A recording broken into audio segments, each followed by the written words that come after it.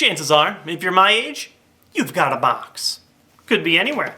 Could be in your attic, hiding in your basement, tucked into your closet, waiting, collecting dust, until someday you can pull that box out and find that you've got hidden treasure worth much more than you ever knew. You guys know what box I'm talking about. It's your old box of Pokemon cards. Just about everybody my age has got one, and as of late, I've been getting a ton of messages of people asking me exactly what the value of their old box is. Today we're going to talk about that box and why it might not be worth as much as you think it is. I get dozens of emails every week of interested viewers asking me how much their cards are worth. I understand that I'm a Pokemon enthusiast that specializes in the cards, but here's a pro tip. I am not as smart as the entire internet. If you want to know a specific card's value, use this great technology. Not me with your question, but to search your card value. Amazing, right? In all seriousness, if you're looking for a specific card value, here's the two best sources I know of. The first is eBay.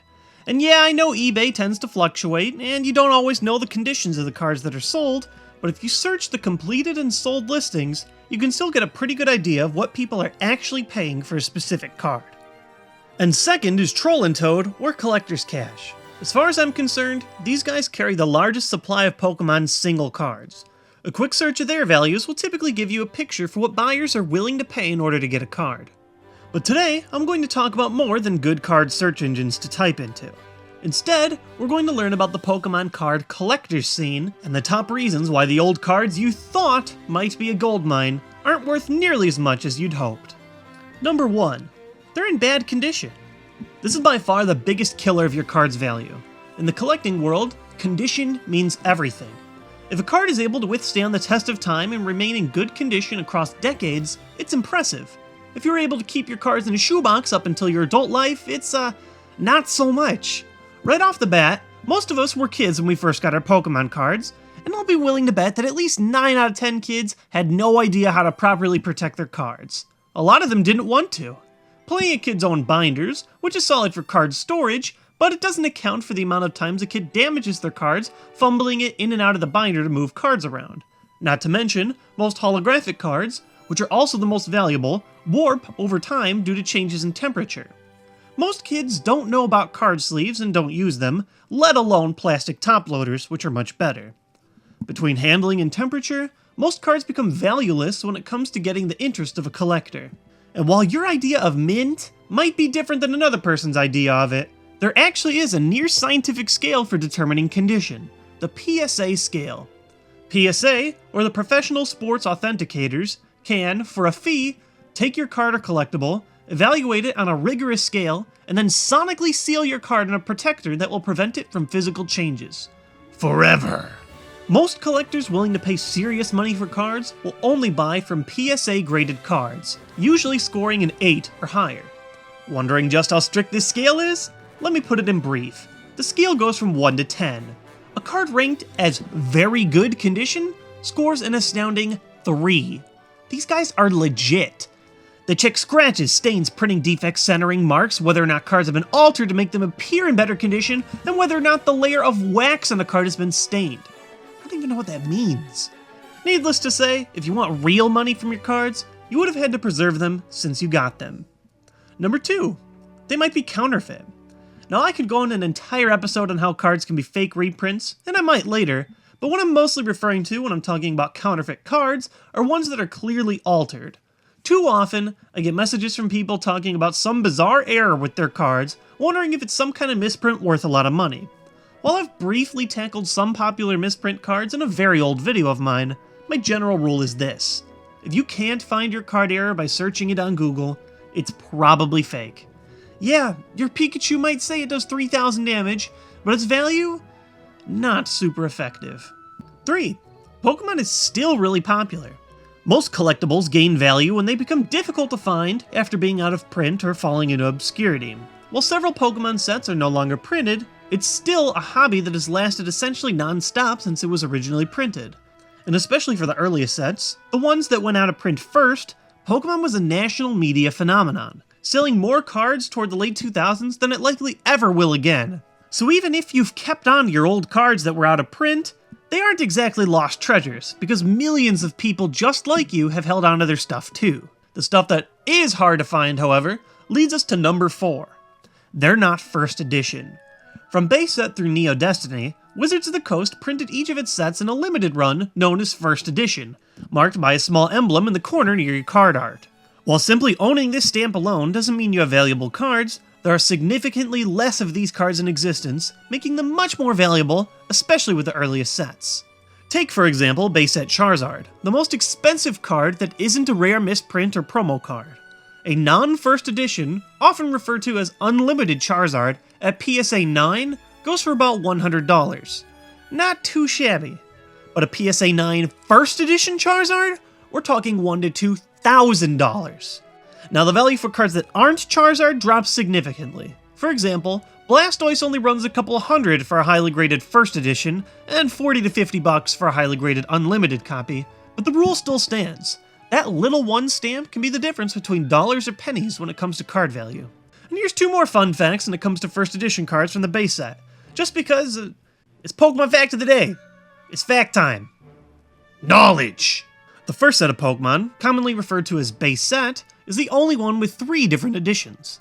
Both first edition and unlimited prints exist, but there's also a third print that came in between the two, often called Shadowless.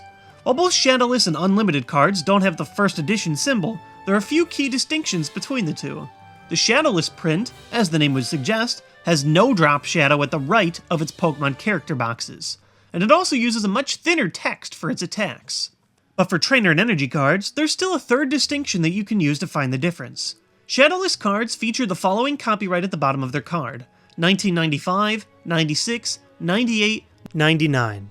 For the unlimited run, the much more common of the two, they leave off the 99 at the end of this list, most likely because 1999 appears in the bottom right-hand corner.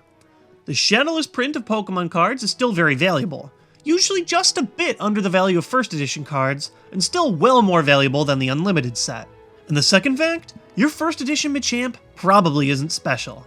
Machamp came with a first edition stamp in just about every one of its printings, from each 2-player starter set, as well as the 2-player CD-ROM set. In fact, the less common and more valuable Machamp is the one without a first edition stamp, which was only distributed as a prototype at early Pokemon leagues. Number 5. Your cards were already opened out of their packs. What do you think most people did with their packs of Pokemon cards? If you guessed, I don't know, open the packs, you're correct. While Pokemon packs had a cool glossy design and all, they functioned as a cheap disposable packaging hiding the glorious randomized cards within. Yet, the very function of packs is going to leave you with an astounding shocker. Pokemon cards are much more valuable as unopened packs. Those dozens of packs you tore through as a child? Probably worth significantly more if you had never opened them. It sounds weird, but it makes sense. Most people open their packs, so the few sealed packs out there that remain are extremely valuable. How valuable, you might ask? Currently, a single first edition sealed pack of base set goes for around $200. A sealed first edition box, and there are very, very few of those left in existence, currently goes for around $6,000. It's kind of funny. Most of these sealed packs would drop significantly in value if they were ever opened. In fact, if you don't open a first edition Charizard, opening a first edition base set pack will decrease your value by $100 almost instantly. There might be millions of cards from every set that are still in existence, but the amount of sealed packs out there, especially for the oldest ones, is pretty slim. And finally, number 6. Your cards simply might not be worth very much. Pokemon cards just aren't that valuable, especially once you no longer have cards in mint condition. Most holographic cards, no matter what the set, go for a few dollars tops when they haven't been graded by PSA, even if they're in decent condition. As for the newest cards, card value fluctuates in weird ways because the competitive card game is more popular than ever. Because Pokemon rotates the legal sets each year, many cards lose their value instantly as they become no longer playable in the competitive game. In games like Magic the Gathering, playing with every card that has ever been released, often called Unlimited, is still a popular format. In Pokemon, Unlimited has no official tournament support. Cards like Luxray GL Level X can go from $80 at the peak of its competitive playability to $5 post-rotation within a few years' time. Currently, the cards that seem to be increasing in value the fastest over the years are holographic and EX cards in the mid-2000s, especially PSA graded, of course. Unlike the older sets, which came in 2 editions, sets from Expedition onward only had one type of print run, making good condition holographic cards from that era pretty hard to come by. If you were lucky enough to keep your old EX cards in great condition, you might have a small chunk of change building in your collections. But if you're like me and didn't collect cards during that era, then you're out of luck. Many card shops, like the previously mentioned Troll and Toad, will buy your old junk cards in bulk for 3 to 5 cents each, but that's hardly gonna break the bank. The only real value most old Pokemon cards will hold is sentimental, reminding you of the good old days, where your childhood was awesome, and people only judged other people by what kinds of cardboard they had in their pockets.